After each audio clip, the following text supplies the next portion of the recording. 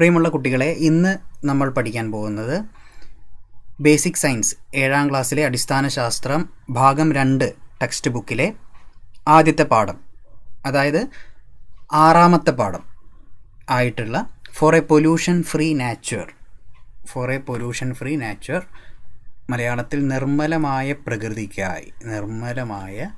പ്രകൃതിക്കായി എന്നുള്ള പാഠഭാഗമാണ് ഇന്ന് നമ്മൾ പഠിക്കാൻ പോകുന്നത്. നിർമ്മലമായ പ്രകൃതിക്കായി.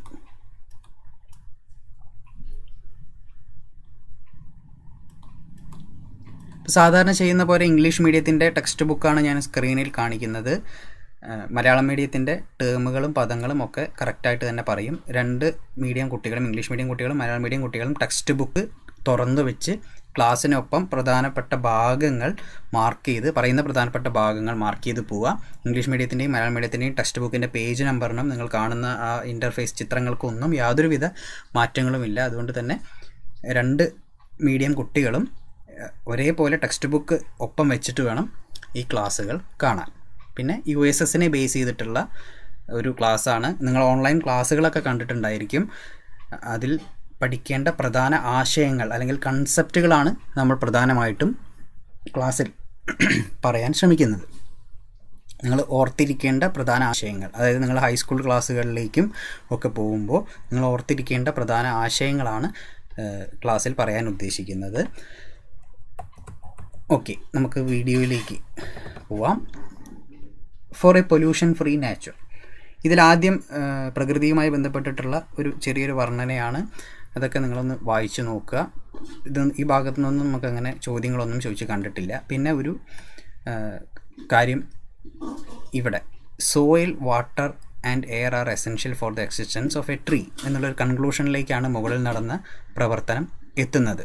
അതായത് മണ്ണ്, ജലം, വായു ഇതൊക്കെ ഒരു മരത്തിൻ്റെ എക്സിസ്റ്റൻസിന് ആവശ്യമാണ് എന്നുള്ള ഒരു കൺക്ലൂഷനിലേക്ക് മുകളിൽ നടന്നിട്ടുള്ള ഈ ഒരു വിശദീകരണം എത്തുന്നു. അത് കഴിഞ്ഞിട്ടൊരു ടേബിളാണ് താഴെ തന്നിരിക്കുന്നത്. കുറച്ച് ജീവജാലങ്ങൾ, fish, birds, insects, aquatic plants, human beings, കുറച്ച് ജീവജാലങ്ങൾ. അവർ എങ്ങനെയൊക്കെയാണ് എയറിനെയും സോയിലിനെയും വാട്ടറിനെയും ഡിപ്പെൻഡ് ചെയ്യുന്നത് എന്നുള്ളത് ഫില്ല് ചെയ്യാനുള്ളൊരു ടേബിളാണ്. ഇതൊക്കെ നിങ്ങൾക്ക് വളരെ എളുപ്പത്തിൽ തന്നെ ഫില്ല് ചെയ്യാൻ സാധിക്കും. അക്വാറ്റിക് പ്ലാന്റ്സ് എന്ന് പറഞ്ഞു കഴിഞ്ഞാൽ ജലസസ്യങ്ങളാണ് ഉദ്ദേശിക്കുന്നത്. വളരെ എളുപ്പത്തിൽ തന്നെ ഈ ജീവജാലങ്ങളൊക്കെ എയറിനെയും സോയിലിനെയും വാട്ടറിനെയും ആശ്രയിക്കുന്നുണ്ട്. വളരെ എളുപ്പത്തിൽ തന്നെ നിങ്ങൾക്ക് ഈ ടേബിളൊക്കെ ഫില്ല് ചെയ്യാൻ സാധിക്കും. നിങ്ങളുടേതായിട്ടുള്ള ഭാഷയിൽ ഫില്ല് ചെയ്യാൻ സാധിക്കും. അപ്പം അതൊന്നും നമുക്കത്ര പ്രധാനമല്ല. ഈ ടേബിളിൽ നിന്നും നമ്മൾ എത്തുന്ന ഒരു കൺക്ലൂഷൻ എന്ന് പറയുന്നത് ദാറ്റ് ഈസ് ഇമ്പോർട്ടൻ്റ്. അത് വളരെ പ്രധാനപ്പെട്ടതാണ്. All living beings depend on factors like soil, air and water directly or indirectly. ഇതാണ് ഈ ടേബിൾ ഫില്ല് ചെയ്യുന്നത് വഴി നമ്മൾ മനസ്സിലാക്കുന്ന ആശയം. All living beings depend on factors like soil, air and water directly or indirectly. അതായത് മലയാളത്തിൽ പറഞ്ഞു കഴിഞ്ഞാൽ എല്ലാ ജീവജാലങ്ങളും പ്രത്യക്ഷമായോ പരോക്ഷമായോ, എന്താണ് ഈ പ്രത്യക്ഷമായും പരോക്ഷമായും എന്നുള്ളത് ഞാൻ പറഞ്ഞുതരാം. എല്ലാ ജീവജാലങ്ങളും പ്രത്യക്ഷമായോ പരോക്ഷമായോ മണ്ണ്, വായു, ജലം എന്നീ ഘടകങ്ങളെ ആശ്രയിക്കുന്നുണ്ട് എന്നുള്ളൊരു ആശയമാണ് ഈ ടേബിളിലൂടെ നമ്മൾ പഠിക്കുന്നത്. ഈ പ്രത്യക്ഷമായോ പരോക്ഷമായോ എന്നുള്ളതൊരു ഉദാഹരണം, ഇപ്പോൾ നമ്മൾ മനുഷ്യൻ, ഹ്യൂമൻ ബീയിങ്സ്, എയറിനെ പ്രത്യക്ഷമായിട്ട് നമ്മൾ ആശ്രയിക്കുന്നുണ്ട്. കാരണം ഡയറക്റ്റായിട്ട് നമ്മൾ ശ്വസിക്കുന്നുണ്ട്. ഹ്യൂമൻ ബീയിങ്സ് ശ്വസിക്കുന്നുണ്ട്, ഡയറക്റ്റായിട്ട് റെസ്പിറേഷൻ നടത്തുന്നുണ്ട്. അപ്പോൾ ഡയറക്റ്റ്ലി ഡിപ്പെൻഡ് ചെയ്യുന്നുണ്ട്. പിന്നെ അതേപോലെ തന്നെ വാട്ടറിനെ നമ്മൾ വെള്ളം കുടിക്കുന്നുണ്ട്. അപ്പോൾ അതും ഡയറക്റ്റ്ലി ഡിപ്പെൻഡ് ചെയ്യുന്നുണ്ട്. എന്നാൽ സോയിലിനെ നമ്മൾ ഡയറക്റ്റ്ലിയും ഡിപ്പെൻഡ് ചെയ്യുന്നുണ്ട്, ഇൻഡയറക്റ്റ്ലിയും ഡിപ്പെൻഡ് ചെയ്യുന്നുണ്ട്. ഉദാഹരണത്തിന് സോയിലിൽ നിന്നും ഉൽപ്പാദിപ്പിക്കുന്ന ഭക്ഷണമാണ് നമ്മൾ കഴിക്കുന്നത്. അപ്പോൾ അത് ഇൻഡയറക്റ്റ് ആയിട്ടുള്ളൊരു ഡിപ്പെൻഡൻസ് ആണ്. നേരിട്ടിട്ടല്ല, ഇൻഡയറക്റ്റ് ആണ്. മാത്രമല്ല സോയിൽ ഉപയോഗിച്ചിട്ടാണ് നമ്മൾ വീട് വയ്ക്കുന്നതും അതിൽ താമസിക്കുന്നതുമൊക്കെ. അപ്പോൾ അതും ഇൻഡയറക്റ്റ് ആയിട്ടുള്ള ഒരു ഡിപ്പെൻഡൻസ് ആണ്. അപ്പോൾ ഡയറക്റ്റായിട്ടോ ഇൻഡയറക്റ്റായിട്ടോ എല്ലാ ജീവജാലങ്ങളും എയറിനെയും സോയിലിനെയും വാട്ടറിനെയും ആശ്രയിച്ചിരിക്കുന്നുണ്ട്. പിന്നെ മറ്റൊരു ഉദാഹരണം പറഞ്ഞു കഴിഞ്ഞാൽ ഫിഷ്, മത്സ്യങ്ങൾ എയറിനെ ആശ്രയിക്കുന്നത് breathe the oxygen in water, വെള്ളത്തിലുള്ള എയർ അല്ലെങ്കിൽ ഓക്സിജൻ, വെള്ളത്തിൽ അലിഞ്ഞു ചേർന്നിട്ടുള്ള ഓക്സിജനെയാണ് ശ്വസിക്കുന്നത്. അപ്പോൾ നിങ്ങൾക്ക് തോന്നും ഫിഷസ് എങ്ങനെയാണ് എയറിനെ ഡിപ്പെൻഡ് ചെയ്യുന്നത്, വെള്ളത്തിലല്ലേ എന്നുള്ളത് തോന്നും. പക്ഷേ വെള്ളത്തിൽ ആ ഓക്സിജൻ ഡിസോൾവ് ചെയ്യുന്നത് മുകളിൽ നിന്നുള്ള എയർ, വായുവിൽ നിന്നാണ്. അപ്പോൾ അത് ഇൻഡയറക്റ്റ്ലി ഫിഷസ് ഡിപ്പെൻഡ് ചെയ്യുന്നുണ്ട്. സോയിൽ, മണ്ണിനെ ആശ്രയിക്കുന്നുണ്ട് ഫിഷസ്, അതും ഇൻഡയറക്റ്റ്ലി ആണ്. കാരണം വാട്ടർ ബോഡീസ്, ജലാശയങ്ങളൊക്കെ തന്നെ, കുളമായാലും പുഴയായാലും കിണറായാലും ഒക്കെ വാട്ടർ ബോഡീസൊക്കെ നിൽക്കുന്നത് സോയിലാണ്, മണ്ണിലാണ്. ആ വാട്ടർ ബോഡീസിലാണ് ഫിഷസൊക്കെ ഉള്ളത്. അപ്പോൾ അവരും സോയിലിനെയും ഡിപ്പെൻഡ് ചെയ്യുന്നുണ്ട്. പിന്നെ വാട്ടറിനെ ഡയറക്റ്റായിട്ട് ഡിപ്പെൻഡ് ചെയ്യുന്നുണ്ട്, കാരണം അവർ ജീവിക്കുന്നത് തന്നെ വാട്ടറിലാണ്. അപ്പോൾ ഈ രീതിയിൽ നമുക്ക് ഇതിൽ നിന്നും, ഈ ടേബിൾ ഫില്ല് ചെയ്യുന്നതിൽ നിന്നും മനസ്സിലാവുന്നത് all living beings depend on factors like soil, air and water directly or indirectly.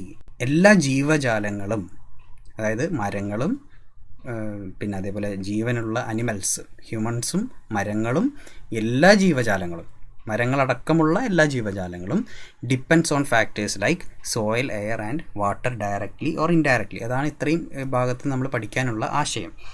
എല്ലാ ജീവജാലങ്ങളും പ്രത്യക്ഷമായോ പരോക്ഷമായോ മണ്ണ്, വായു, ജലം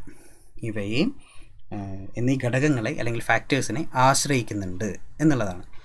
ഓക്കെ, ഈ ഭാഗത്തു നിന്നും അങ്ങനെ ചോദ്യങ്ങളൊന്നും ചോദിച്ച് കണ്ടിട്ടില്ല. ഇനി മണ്ണ്, സോയിൽ ഒബ്സർവേഷൻ, സോയിലിനെ നിരീക്ഷിക്കാൻ വേണ്ടിയിട്ടാണ്. നമുക്കറിയാം, നമ്മുടെ പല ഭാഗങ്ങളിൽ, നമ്മുടെ വീട്ടിൽ തന്നെ ഉള്ള പല ഭാഗങ്ങളിലുള്ള മണ്ണിന് പല പ്രത്യേകതയാണുള്ളത്. അപ്പോൾ വയലിൽ കാണുന്ന മണ്ണിൻ്റെ രൂപവും നിറവും പിന്നെ തരികളുമൊന്നും ആയിരിക്കില്ല നമ്മുടെ വീടിൻ്റെ മുറ്റത്ത് കാണുന്ന മണ്ണിന്.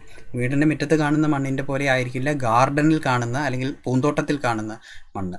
അതുപോലെ ആയിരിക്കില്ല കൺസ്ട്രക്ഷൻ പർപ്പസ് അവിടെയൊക്കെ നടക്കുന്ന മണ്ണ്. അതുപോലെ ആയിരിക്കില്ല പുഴക്കരയിലൊക്കെ പോയി കഴിഞ്ഞാൽ ഉള്ള മണ്ണ്, മണൽ കലർന്നിട്ടുള്ള മണ്ണ്, അങ്ങനെയൊക്കെ ആയിരിക്കും. അപ്പോൾ സോയിലിന് പല സ്ഥലത്തും പല രീതിയിലാണ് സോയിൽ ഉള്ളത്. പല മാറ്റങ്ങൾ ഓരോ സ്ഥലത്തിനും അനുസരിച്ചിട്ട് നമുക്ക് പ്രത്യക്ഷമായിട്ട് തന്നെ കാണാൻ സാധിക്കും. കളർ, നിറത്തിൽ വ്യത്യാസം ഉണ്ടായിരിക്കും. Size of grains of the soil, അതായത് മണ്ണിൽ കാണുന്ന തരികളിൽ വ്യത്യാസം ഉണ്ടായിരിക്കും. ഇപ്പം മണലത്തൊക്കെ ചെറിയ ചെറിയ തരികളാണ് മണൽ. നേരെ മറിച്ച് നമ്മുടെ വീട്ടിൽ ഒക്കെ ഉള്ളത് കുറച്ചുകൂടി തരി കൂടിയിട്ടുള്ള മണ്ണായിരിക്കും. പിന്നെ ഗ്രൗണ്ടിലൊക്കെ ഉള്ള, സ്കൂൾ ഗ്രൗണ്ടിൽ അങ്ങനെയുള്ള ഗ്രൗണ്ടുകളിലൊക്കെ വലിയ വലിയ തരിയുള്ള മണ്ണുകളായിരിക്കും. പിന്നെ പ്രസൻസ് ഓഫ് അതർ പാർട്ടിക്കിൾസ്, മറ്റു വസ്തുക്കളുടെ സാന്നിധ്യം. ഇപ്പോൾ ഉദാഹരണത്തിന് ഗാർഡൻ അല്ലെങ്കിൽ പൂന്തോട്ടത്തിലെ മണ്ണിൽ ജൈവാവശിഷ്ടങ്ങളുടെ സാന്നിധ്യം ഒരുപാടുണ്ടാവും. ഉദാഹരണത്തിന് ഈ ചെടികൾ അളിഞ്ഞു ചേർന്നിട്ടുള്ള ഇതും, പിന്നെ അതേപോലെ നമ്മൾ ചാണകം, വളം, അതേപോലെ സാധനങ്ങളൊക്കെ ഇട്ടിട്ടുള്ളതും, അതിൻ്റെയൊക്കെ സാന്നിധ്യം, അതർ പാർട്ടിക്കിൾസ്, മറ്റു വസ്തുക്കളുടെ സാന്നിധ്യം ഗാർഡനിലൊക്കെയുള്ള മണ്ണിൽ അല്ലെങ്കിൽ പാഡി ഫീൽഡ്, വയലുകളിലൊക്കെയുള്ള മണ്ണിൽ മറ്റു വസ്തുക്കളുടെ സാന്നിധ്യം ഒരുപാടുണ്ടായിരിക്കും. അങ്ങനെ ഒരുപാട് വ്യത്യാസങ്ങൾ ഓരോ സ്ഥലത്തെയും മണ്ണിൽ നമുക്ക് ഒബ്സർവ് ചെയ്ത് കഴിഞ്ഞാൽ, നിരീക്ഷിച്ച് കഴിഞ്ഞാൽ കാണാൻ സാധിക്കും. അത് എന്തൊക്കെ വ്യത്യാസങ്ങൾ ഉണ്ട് എന്ന് കാണാൻ സഹായിക്കുന്ന ഒരു പരീക്ഷണമാണ് ഇവിടെ കൊടുത്തിരിക്കുന്നത്. ഒരു വെള്ളത്തിൽ കുറച്ച് മണ്ണെടുത്തിട്ട് ഉള്ളൊരു പരീക്ഷണമാണ്. അതൊക്കെ നിങ്ങൾ വായിച്ച് മനസ്സിലാക്കുക. അടുത്ത രണ്ടാമത്തെ ഒരു പരീക്ഷണം പറഞ്ഞിരിക്കുന്നത് moisture in the soil. Moisture in the soil എന്ന് പറഞ്ഞു കഴിഞ്ഞാൽ മണ്ണിലെ ഈർപ്പം അല്ലെങ്കിൽ മണ്ണിലെ ജലാംശം എന്നുള്ളതാണ് പറയുന്നത്. മണ്ണിലെ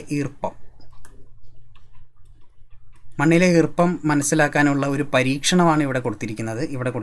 മണ്ണിലെ ഈർപ്പം നമുക്ക് മനസ്സിലാക്കാനുള്ള ഒരു പരീക്ഷണമാണ്. ഒരു ടെസ്റ്റ് ട്യൂബിൽ കുറച്ച് മണ്ണെടുത്തത് ചൂടാക്കി കഴിഞ്ഞാൽ നമുക്ക് മോയ്സ്ചർ അല്ലെങ്കിൽ നീരാവി പോലെ വാട്ടർ വേപ്പർ മുകളിലേക്ക് പോകുന്നത് കാണാൻ സാധിക്കും.